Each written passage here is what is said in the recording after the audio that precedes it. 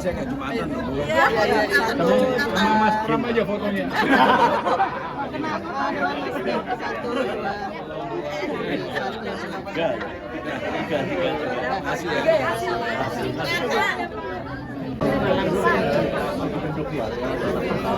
Oh iya.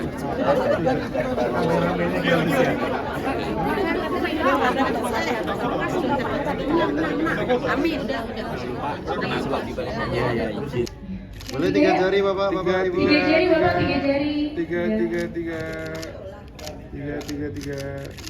Bersama ya.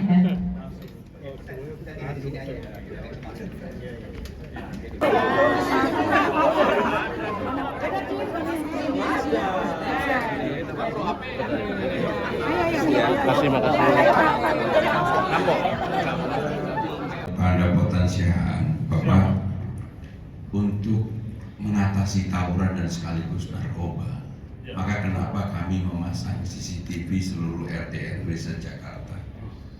Ada sekarang ini yang baru terpasang di ruang publik CCTV itu 747. Kami akan pasang 32.000 sesuai dengan jumlah RW kita. Kalau itu dilakukan, apa yang bisa terjadi? Yang pertama, pasti perkelahian akan menurun. Kalau ada perkelahian kan akan diketahui semua warga yang ada di yang menggunakan CCTV. Yang kedua yang paling saya takutkan adalah narkoba. Godaan narkoba ini besar sekali, sehingga ini merupakan tindakan preventif untuk narkoba. Dan kalau itu terjadi, maka orang tua bisa melakukan teguran bagi siapapun, terutama kalau ada anak dan keluarganya yang tergoda untuk menggunakan narkoba. Jadi itu yang pertama.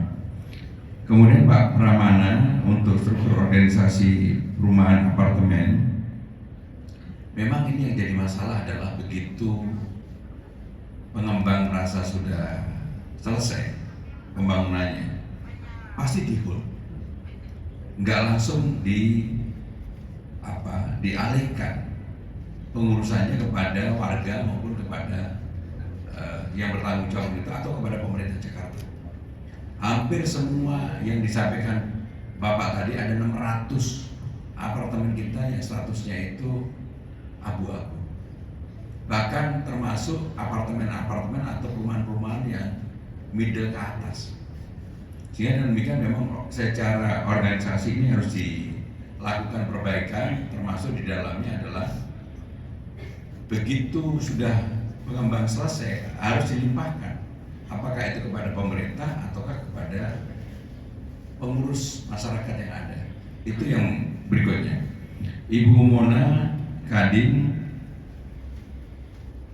Bu, nanti urusan kaos nanti saya terus terang juga nggak tahu siapa yang menyiapkan kaos, tapi nanti saya akan ada tim saya yang akan menyiapkan. Pasti ada Bu, pasti ada buat itu. Sehingga dengan demikian bottleneck-nya bisa diatasi. Tetapi yang paling penting Bu, bagi saya pribadi, kenapa di awal tadi saya sudah menyampaikan, saya ingin betul melanjutkan hal-hal baik yang sudah dilakukan oleh gubernur-gubernur kita.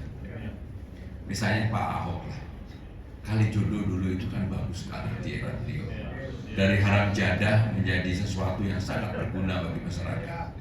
Begitu ganti pemimpin, Kalijodo remah-remah lagi, walaupun haram jadahnya nggak kembali.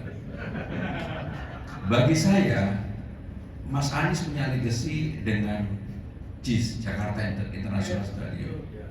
Maka apa yang saya lakukan untuk itu? MRT yang ada sekarang ini kan begitu mentok ke Ancol, rencana pembangunannya ke Marina. Kalau saya nanti pasti akan saya usulkan begitu mentok di Ancol ke kanan, masuk ke JIS sampai ke Tanjung Priok. Ini adalah jalur yang paling padat di Jakarta. Jalur yang paling padat di Jakarta. Maka dengan demikian JIS akan terbuka, orang mau ke JIS gampang, orang mau nonton konser Bruno Mars, Dewa dan sebagainya, nggak seperti kemarin ngomel-ngomel. Dan yang paling utama adalah kita punya legacy yang sebenarnya ini bukan legacy Mas Anies sendiri. Pembebasan JIS itu dimulai dari tahun 1992. Bahkan ketika Ibu Mega menjadi presiden, saya sekretaris presiden, saya juga baru tahu setelah saya buka dokumennya, ada paraf saya pada waktu itu. Kepres yang menyetujui bahwa masyarakat di Kampung Bayam karena krisis ekonomi boleh bertani di sana. Jadi penyelesaiannya baru selesai pembebasan lahan zamannya Pak Jokowi 2013, baru kemudian dibangun oleh Pak Ahok rencananya, baru tadi ributlah 211-411 pada waktu itu, baru diselesaikan oleh Mas Anies. Jadi kalau ada orang baru datang di Jakarta ditanya tentang JIS, dia bilang saya akan membangun JIS baru. Di mana? Ini dari tahun 92, benar-benar dari tahun 92. Jadi saya akan melanjutkan Bu Mona apa yang menjadi legacy gubernur-gubernur yang sebelumnya. Kalau orang tanya tentang saya, apa yang menjadi legacy saya, nanti saya akan jawab secara khusus setelah saya jadi gubernur. Dan Pak Antoni, saya akan datang ke tempat ini lagi karena ini perlu, terutama bagi para pengusaha. Saya akan cerita tentang Jakarta Funding. Terima kasih. Assalamualaikum warahmatullahi wabarakatuh.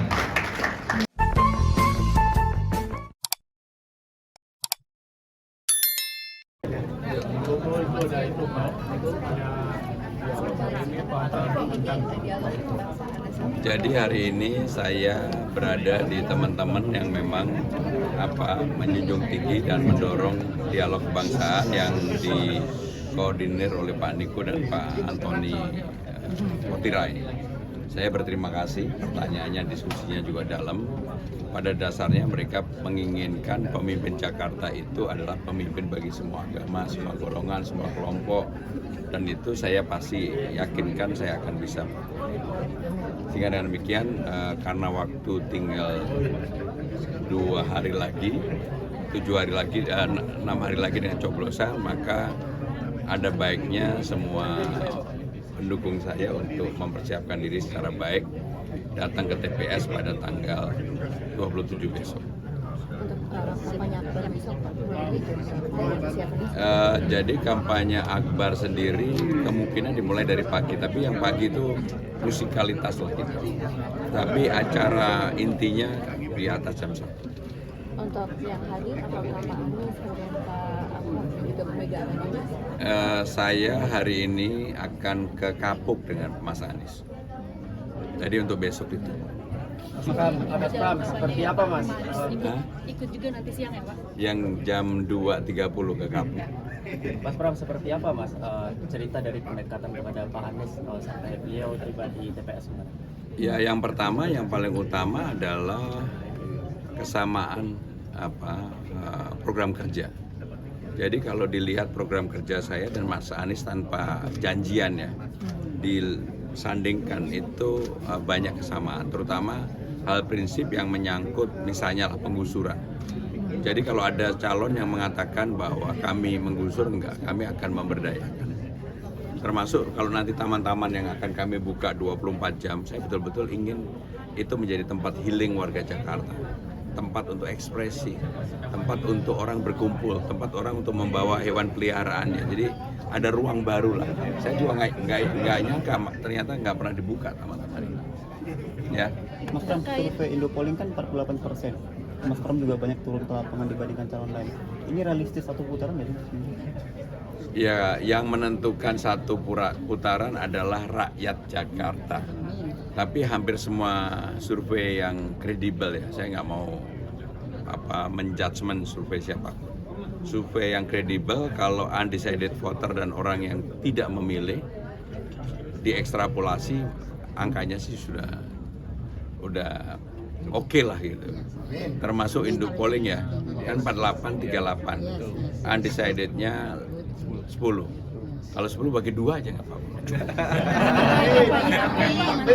Semuanya akan datang Pak.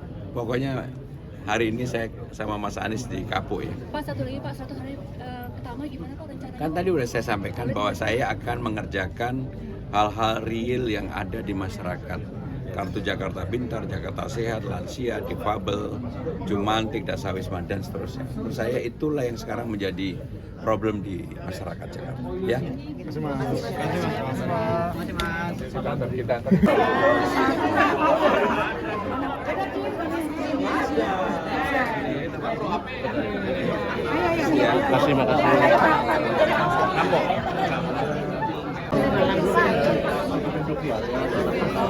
Oh iya.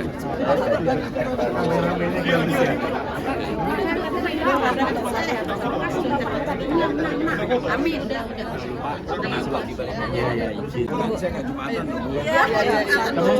Mas Pram aja fotonya.